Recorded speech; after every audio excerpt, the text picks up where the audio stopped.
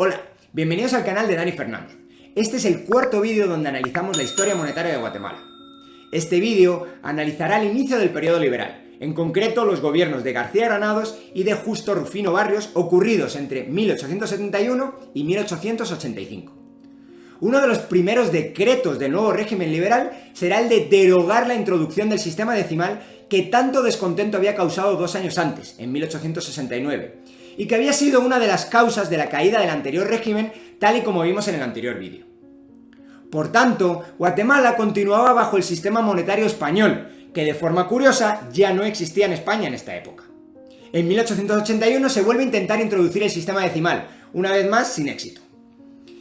En 1872, el gobierno liberal, al igual que el anterior gobierno, da curso legal a monedas extranjeras. El motivo seguía siendo la ya endémica falta de efectivo necesario para hacer intercambios menudos o intercambios pequeños. Las monedas extranjeras ya circulaban regularmente en Guatemala. Lo único que hizo el gobierno fue dar una sanción legal a algo que ya ocurría en la práctica. La situación fiscal al inicio del régimen liberal es crítica. Los empleados públicos tardaban meses en cobrar, apenas se podían atender los gastos de educación y de comunicaciones y apenas se hacían pagos de la deuda pública interna. Esto empujó al Ejecutivo en 1872 a realizar una emisión de papel moneda estatal en forma de vales al portador para realizar pagos y consolidar deuda interna. El interés que pagaban estos vales era nada menos del 12%, cifra que era muy superior a lo pagado por la deuda pública externa, que era del 5%. El endeudamiento continuó sin parar y 1873 vio dar a luz una nueva emisión de vales por 150.000 pesos para pagar al ejército con el fin de sofocar levantamientos de fuerzas conservadoras en el interior del país. También se produce un fuerte endeudamiento, esta vez por 300.000 pesos, para realizar la carretera al norte. Sería una carretera que no vería la luz. El endeudamiento no fue suficiente y se tuvo que incrementar varios impuestos ese mismo año. No deja de resultar curioso que una de las causas del descontento popular con el régimen conservador fuera el alto endeudamiento, y el régimen liberal siguiera la misma política de continuar con incrementos masivos de endeudamiento, y aquí sí, encima, con incrementos de impuestos. En 1873 el gobierno hace un gran esfuerzo para retirar las famosas monedas macuquinas, que al final no eran más que monedas de plata cortadas de mala calidad. El gobierno aceptaba las monedas macuquinas por su valor nominal y emitía en su lugar moneda de mayor calidad. Esto evidentemente supuso un gran coste para el erario público, en concreto 33.000 pesos, que era una cantidad considerable para la época. Desde este momento, es decir, desde 1873, se prohibió el uso de la moneda macuquina.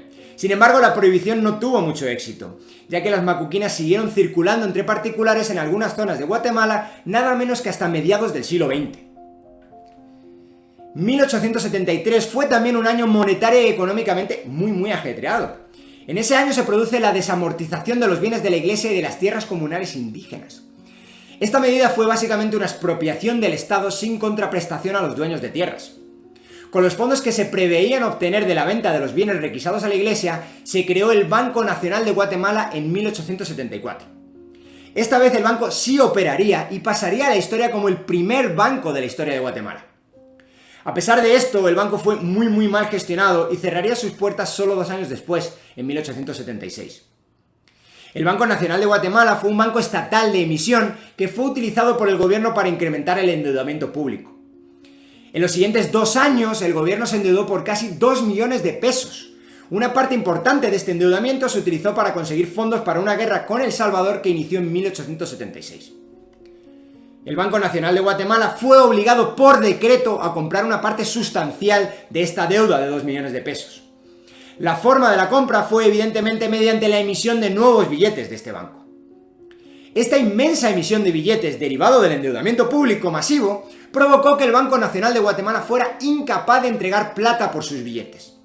Recordemos que en esta época el billete bancario no era más que una promesa a pagar una cantidad de plata determinada. En 1876 se decretó la inconvertibilidad de los billetes del Banco Nacional de Guatemala.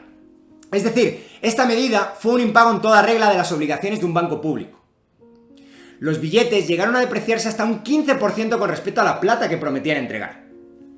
A finales de 1876, menos de 2 años y medio después de su apertura, el primer banco de la historia de Guatemala tenía que ser liquidado por el abuso en el privilegio de emisión y los excesos de la deuda pública del gobierno de Guatemala. El primer experimento bancario de Guatemala duró, por desgracia, muy poco. Por tanto, los bienes requisados a la Iglesia por parte del régimen liberal fueron dilapidados por el Estado en menos de 3 años y utilizados por el gobierno para hacer la guerra en El Salvador.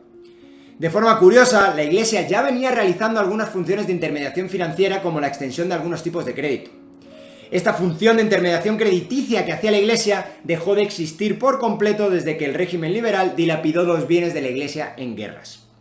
El enorme endeudamiento de estos años no solo quebró al primer banco de Guatemala, sino que también volvió a provocar un impago en la deuda pública externa de Guatemala. No se reanudarían los pagos de la deuda hasta que se llegó a un nuevo acuerdo con los acreedores ingleses en 1888. El impago de la deuda externa no fue un impedimento para que el endeudamiento público interno siguiera creciendo, y los años subsiguientes así pasó. 1877 inaugura una época en la que coexisten múltiples bancos privados de emisión. En ese año se funda el primer banco privado de emisión de Guatemala, el Banco Internacional. Solo un año después se fundaría el Banco Colombiano y en 1881 se fundó el Banco de Occidente. Este banco sobreviviría hasta 2006. Los bancos privados tenían la capacidad de emitir billetes que deberían ser cambiados por moneda de plata a petición del portador del billete. Estos bancos privados, y los que se fundarían después, fueron capaces de cumplir puntualmente con su obligación cambiaria hasta 1897. Como veremos en el siguiente vídeo, en 1897 los diferentes gobiernos del régimen liberal obligan a los bancos privados a comprar deuda pública. Los bancos, como contraprestación, pidieron liberarse de la obligación de hacer efectivo el pago en plata de sus billetes.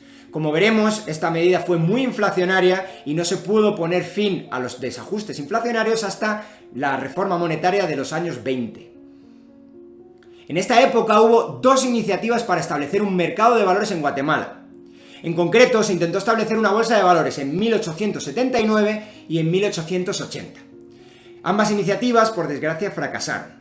La apertura de un mercado de valores iba a tener que esperar más de un siglo, hasta 1987. Y bueno, con esto acabamos el inicio del régimen liberal entre los años 1871 y 1885, bajo los gobiernos de García Granados y Justo y Rufino Barrios.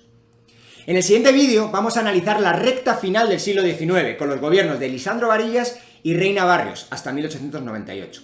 Y bueno, espero que os haya gustado y nos vemos en el siguiente vídeo.